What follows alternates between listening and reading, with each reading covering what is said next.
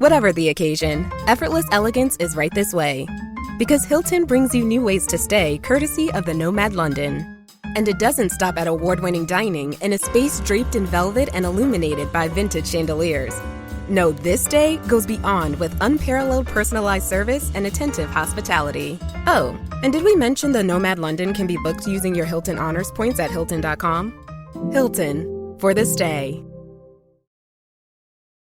This episode is brought to you by Indeed. When your computer breaks, you don't wait for it to magically start working again. You fix the problem. So why wait to hire the people your company desperately needs? Use Indeed's sponsored jobs to hire top talent fast. And even better, you only pay for results. There's no need to wait. Speed up your hiring with a $75 sponsored job credit at Indeed.com/podcast. Terms and conditions apply. Good morning to the audience, the viewers and listeners to the podcast. I've got Debra Erickson from Portland, Oregon, and she is executive chef and founder of The Blind Kitchen. We're going to hear all about her story, and she's a chef, and her passion is helping the blind, and we're going to hear all about her work that she does with those clients and what the work she's doing with The Blind Kitchen. I'm really happy to have her on and welcome her to the show. Just FYI, we're just, for the viewers, we're audio only, and just to respect Debra's preferences. Debra, welcome. Thank you. Thank you for having me. Yeah, and briefly introduce yourself and how, and I'm excited to dive into the questions. Okay. I am the executive chef and founder of The Blind Kitchen, which is an online company that I started that supplies adaptive culinary tools and cooking strategies for people with vision loss who want to cook. And I started the business about 2.5 years ago. I am blind myself. I have retinitis pigmentosa and very little vision in one eye only, nothing really usable. And I was the only blind student in culinary school. So I had to go through a lot of challenges, and that all ended up turning into this business that's called The Blind Kitchen. Okay, interesting. And one thing at the top of everybody's mind is just be very blunt, how your ideas and your questions you have, how can blind people cook? So do they make better food? Like, you have to rely on other senses, and talk about the better abilities you have when you're missing some of your senses. Yeah, no, it's an excellent question and a common one. My other senses have not increased, but I just rely on them more. It's like my hearing didn't get any better, or my smelling didn't get any better. Yeah. I just rely on it more because about 70% of the activity in your brain is related to visual information and processing it. And so that frees up a lot more of my brain, since it's not relying on it for visual activity, to be able to rely on the other senses. So I just have to learn to do people with vision loss, as with any loss or any disability, I just have to do things differently now. Mm-hmm. Interesting. Yeah. And more people I talk to, they just say they have to adapt and do things differently. Next question I have for you is, how did you get the idea for The Blind Kitchen, and what is its mission and purpose? Okay. I got the idea for The Blind Kitchen when COVID hit, actually. I had planned on teaching adults with vision loss here in Portland, Oregon for the rest of my life. I thought that's what I would be doing. And then I was sent home, paused, so to speak, in March of 2020. And I had 1.5 years to gather up all the information, because there were different nuggets all over the internet, in podcasts, in YouTube videos, in books, but there was no one organized place for that people with vision loss could go to. And so once I pulled that all together, I thought, okay, let's give this a shot. How can I make this into a business? And that's how The Blind Kitchen came to be.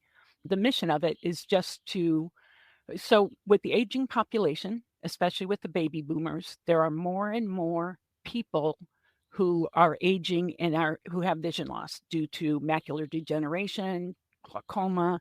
There's all kinds of different ways that older people can lose their vision. And for many of them, their identity was wrapped up in being the family cook for Thanksgiving or for Hanukkah or Christmas. They were the cooks. And now all of a sudden they can't cook anymore. They don't know how. I get a lot of emails saying, thank you for having this resource, because now I see that there are ways to get back into the kitchen. So that's the mission. And also a lot of young people, their parents, through very good and well intentions, don't let their blind child into the kitchen, or their kid with vision loss. They don't want them to get cut or burnt. It's well intended, and it's their job to keep their children safe. But people that teach people with vision loss how to cook, and parents also, are definitely accessing the site so that they can learn how they can teach their own children how to be in the kitchen safely, and helping them towards independent lives. Yeah.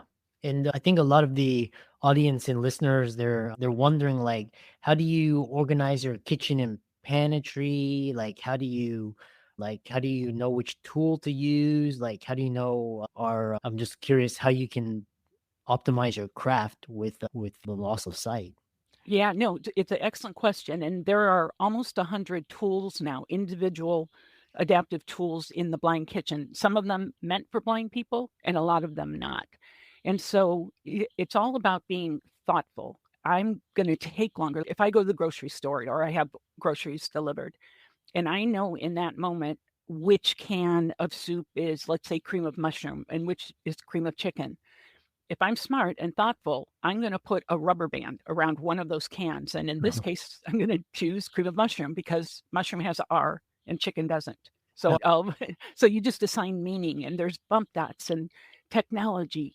AI is amazing right now, especially they have the smart glasses that use AI, and the camera is in the glasses and the microphone. And so I can just say, hey, Meta, look and tell me what's in this can, and they'll give me detailed information. And it works also in my business, like with my orders. If I'm fulfilling an order, I'll say, hey, Meta, look and tell me what date this order was placed. And it can actually isolate the information and tell me just the date. It's pretty amazing. Yeah. Yeah. Oh, interesting. And what's going to be really interesting is these different assistive devices and aids, maybe there's new implants that will allow you, because we're hearing a lot of stuff that Elon is doing. What you mentioned AI, which is really interesting. How does AI help you? I know you touched upon it, but expand more upon that, how you use AI to get around and be productive.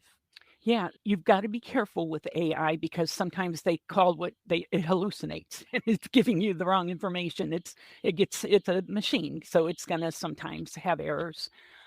So it can help me get around. I want to switch it over a little bit to visual interpretation services, which also work with AI. But the other thing these do, one is called Ira. And what I do is I have my smartphone and it's hooked up through my glasses. So I can call Ira. I get a human being on the other end who's binded and licensed. So my financial information is safe because of that. And they can look through my camera lens and give me the information I need. Yeah. So for example, I'm going to be flying to California on Thursday and I'll be traveling alone. So I will have my glasses on and ready. And it's a little weird because people think I'm talking to myself, but I'm talking to my glasses and to the person on my phone, and they can help guide me to get where I want to get to. Wow. And how, wow. And how, yeah, wow. And how, especially, how do you see the future of the glasses and assistive devices? Come paint a picture for me how you see it playing all out. Yeah, so I'm very excited about the future of it, to become more independent and to become faster at doing things. That's my biggest lament, is I'm slower than I used to be at things, because I did used to be able to see and now I can't. So that has slowed me down. But the meta glasses that I'm using now, they take a picture and then describe the picture. There's another one out there, I want to say Google Pixels or something like that, which I haven't, but they can describe things in real time without taking pictures. So if somebody's walking towards me, they can say, hey, there's a person walking towards you, or there's a tree 5 feet in front of you. If I'm not using my Canon and relying on the glasses, by the time the picture gets taken and it gets analyzed, I probably hit the tree. So the AI, in terms of being able to describe my environment and obstacles in real time, or what I'm cooking. Is this brown yet? Is this Is it's pink in the middle. Right now, I use a talking thermometer to get the temperature of any meats that I'm cooking, because meats like turkey, any poultry or chicken have to be cooked to 165 degrees to be safe for people to consume. And I don't want to make anyone sick. And so I can't see if it's still pink in the middle. I can't see if the juices are running clear, which are what many recipes call for. And I can't touch it. It's too hot. I just pull it out of the oven. But my talking thermometer can just go in there, and I've got strategies for making sure I'm in the thickest part of the meat and closest to the bone, which will be the last part to come to temperature. And it tells me in a loud, clear voice what that temperature is. It's really neat, the tools we have. I don't know what I would have done if I was blind 50 years ago. Yeah, it's quite amazing what you can accomplish. The next question I have for you is when people come to you for the blind kitchen, what are they trying to? They want to work in the kitchen? Do they want to talk about how you serve the particular clientele? So I do a lot of presentations and workshops, and one of them is the American Council of the Blind. And so people attend that virtually. It's a community call on their platform, and people ask questions just like in anything. How do you do this? How do you do that? How do you do this? And I don't have answers for everything, that's for sure. I can't devein a shrimp. There's just not enough tactile information, but maybe with AI, I should try it again. Who knows? But I can buy shrimp that's already deveined.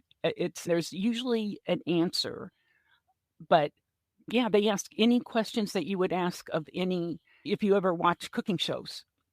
A lot of the questions that people ask the chefs are the same questions I get asked. Yeah. Yeah.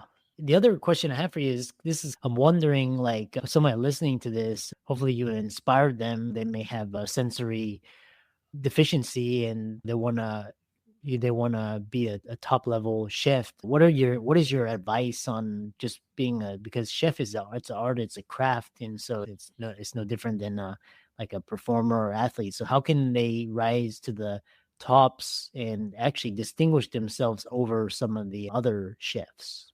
It's just like your business, and I know you've had more than one in the past. It is about, you've just got to devote 100% to it. You can't come up halfway and expect to rise to the top.